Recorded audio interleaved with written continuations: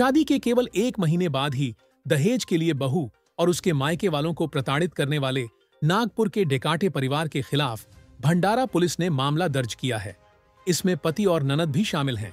भंडारा निवासी प्रतीक तांबोली की मानस कन्या वैभवी की शादी नागपुर के शांतिनगर मुदलियार लेआउट निवासी अभिषेक डेकाटे से 19 जनवरी को हुई थी।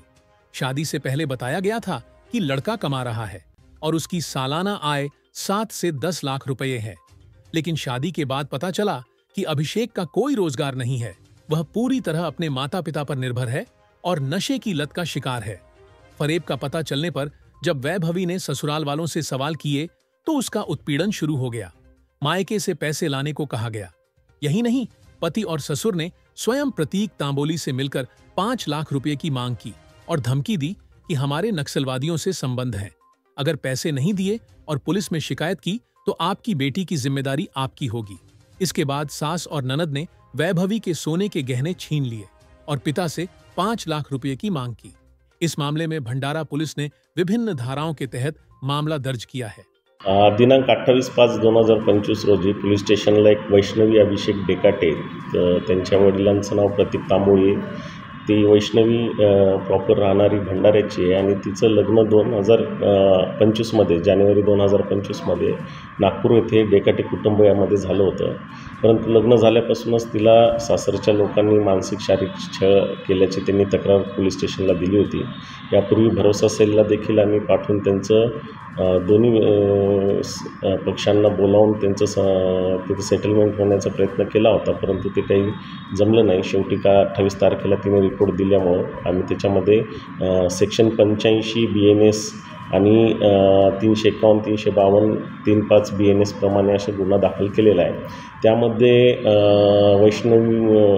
वैष्णवी डेकाटेचे पती, सासरे, त्याच्यानंतर त्यांची सासू आणि नणंद असे 4 लोकांविरुद्ध मानसिक त्रास आणि हुंड्याची मागणी केली आहे, अनुषंगाने गुन्हा दाखल केलेला आहे।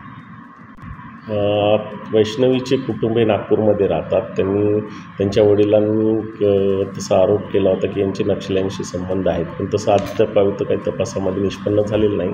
सध्या गुन्ह्याचा तपास एक महिला अधिकाऱ्यांकडे आम्ही दिलेला आहे, VK मॅडमकडे, आणि त्यांच्या याच्यामध्ये तो तपास चालू आहे। जर तपासामध्ये काही अशा गोष्टी आढळून आल्यास तर पुढील कारवाई आम्ही करू। माझे लग्न नागपूर येथील अभिषेक राजेंद्र डेकाटे यांच्याशी 19 जानेवारीला संपन्न झाले। लग्नाच्या 15-20 दिवसातच कळाले की अभिषेक हे काही काम न करता दिवसभर घरीच मोबाईलमध्ये रील्स बघत असतात। एक दिवस मी त्यांना विचारले की तुम्ही कामावर जात नाही, काही काम करत नाही। त्यावर त्यांनी म्हटले की तुला 2 टाईम खायला मिळते ना, तू माझ्या कामाबद्दल मला काही विचारू नको। असं ऐकून मला धक्का बसला। ह्या विषयात मी माझ्या सासू सासऱ्यांना विचारले की अभिषेक काही काम नाही करत। त्यांनी पण उत्तर दिले की तुला 2 टाईम खायला मिळते ना, त्याच्या कामाबद्दल आम्हाला नको विचारू, तुझे बाबा कधी कामात येतील असे विचारून ते मला त्रास देऊ लागले, माझ्या मानसिक छळ करू लागले। त्या दिवसानंतर त्या सगळ्यांची वागणूक माझ्याशी बदलून गेली। रोज मला ताणे मारायचे। अभिषेक हे दिवसभर घरीत राहत होते व सायंकाळी निघून जात होते आणि रात्री 12-12 वाजता नशेच्या हालतीमध्ये परत येत होते।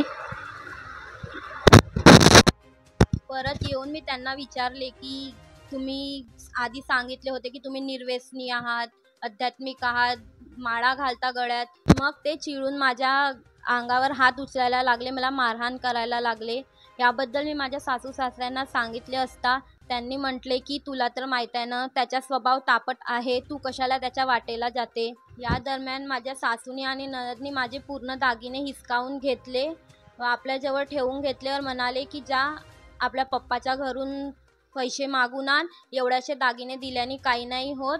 आणि नंतर मला अभिषेक नक्षलवाद्यांची धमकी देऊ लागला व म्हणाला की लग्नामध्ये 2-3 नक्षलवादी आले, तुझ्या बापाला पता तरी चालला का?